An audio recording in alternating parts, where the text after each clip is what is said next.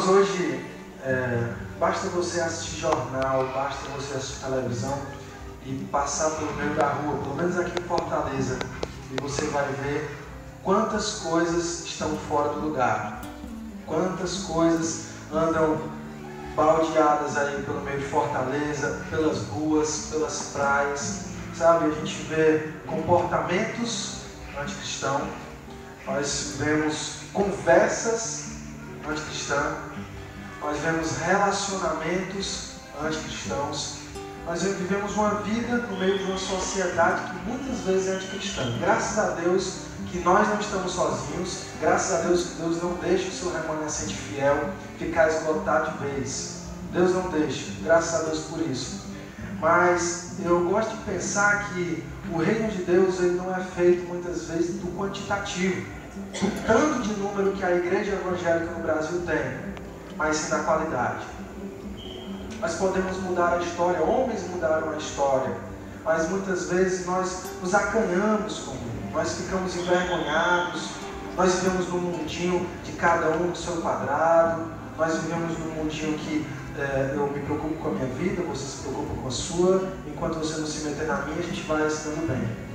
Sabe, e a gente às vezes até consegue compartilhar as nossas alegrias, a realização dos nossos sonhos, mas muitas vezes nós não nos deixamos ser exortados. Isso fere o nosso ego. Isso é como um pisão em cima do nosso calo. E às vezes a gente mal interpreta, e sabe, quem quer exortar, a gente sempre consegue encontrar um erro naquela pessoa que quis nos exortar. Porque o nosso orgulho fala mais alto. E por causa dessas coisas nós deixamos de fazer a diferença nesse mundo.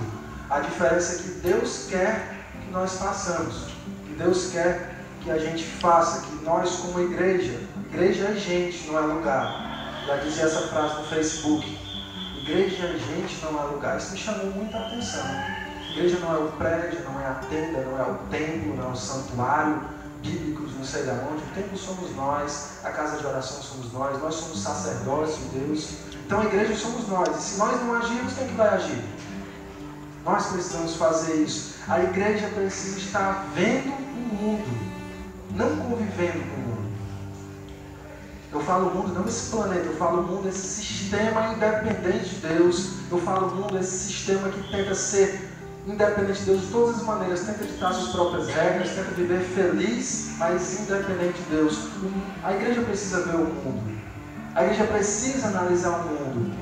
E o que eu vejo é que às vezes a gente fica sem saber o que fazer, às vezes a gente para e a gente fala de tanta coisa, a gente fica perdido, desnorteado, sem saber o que fazer na igreja, sem saber o que fazer no mundo.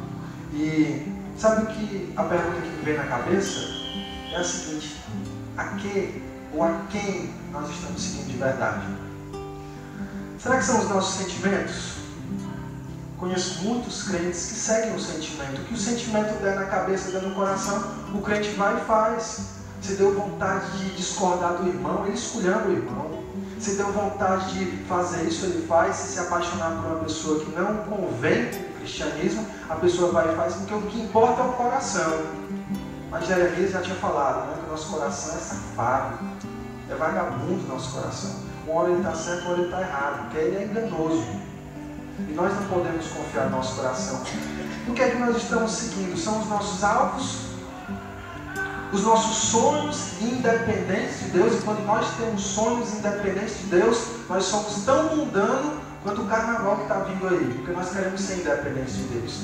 E eu pergunto a quem seguimos, será que é Jesus mesmo? Esse Jesus da Bíblia, esse Jesus do Evangelho, esse Jesus das Sagradas Escrituras? Ou é um Jesus aí que colocaram como curandeiro, um Jesus Papai Noel, um Jesus quase Pai de Santo, que basta falar umas palavras mágicas lá para ele que ele vai realizar o seu desejo? Será que é o Jesus da Bíblia? E depois dessa análise, queridos, é importante essa análise, porque a igreja precisa estar ligada com o que o mundo está fazendo. A pergunta é: qual deve ser a nossa postura diante de tudo isso? E agora nós vamos para o texto. Qual a nossa postura? Mateus 9, versículo 35. Queridos, essa é uma passagem já manjada para a gente, viu?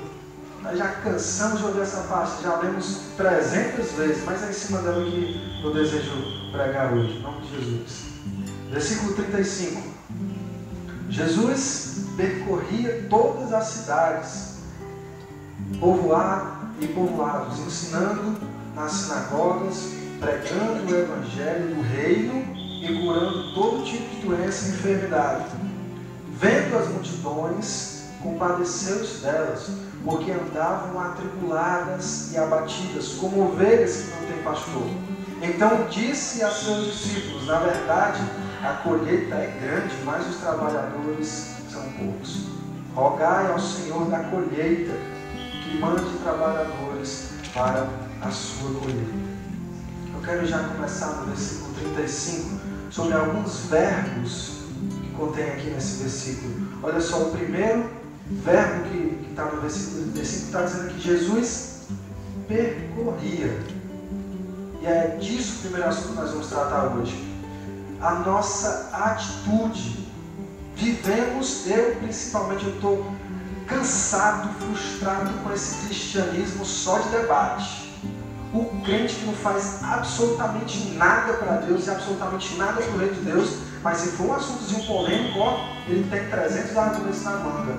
Um cristianismo de intelecto não é o cristianismo que Cristo pregou. O nosso intelecto deve estar super afiado com a palavra de Deus, sim, é verdade. Mas sem atitude nós não passamos de hipócritas. E vocês sabem o que é que Jesus achou dos hipócritas. Vocês sabem o que é que Jesus falou dos hipócritas. Atitude cristã. Jesus percorria todas as cidades. Isso significa dizer que Jesus ia atrás dos seus ouvintes. Queridos, e se nós dizemos que seguimos a Jesus Cristo, esse Jesus da Bíblia, nós no mínimo precisamos ter o comportamento de Jesus. Nós devemos imitar, porque Ele é o modelo correto, perfeito para as nossas vidas. Então olha só, a atitude cristã é que Jesus ia atrás, Ele percorria aquelas cidades, aqueles povoados. Isso é o que Mateus aqui, o publicano, o coletor de impostos que se converteu a Jesus Cristo, está narrando aqui para o seu povo, o povo judeu. E Jesus ia saindo. E esse é o nosso primeiro ponto. Onde está a nossa atitude cristã? Onde está a nossa disposição? Olha o que é que Jesus fala, os verbos. Ele percorria todas as cidades e povoados, o quê? Ensinando. Nós cristãos devemos estar prontos para ensinar. E estar prontos para ensinar requer preparo. Você não pode ser um crente em bromation, né? Você não pode ser um crente em enrolation. Você precisa ser um crente preparado. Deus nos prepara. O bem maior que nós podemos ter, o bem físico que nós podemos ter dentro da nossa casa, é a Bíblia.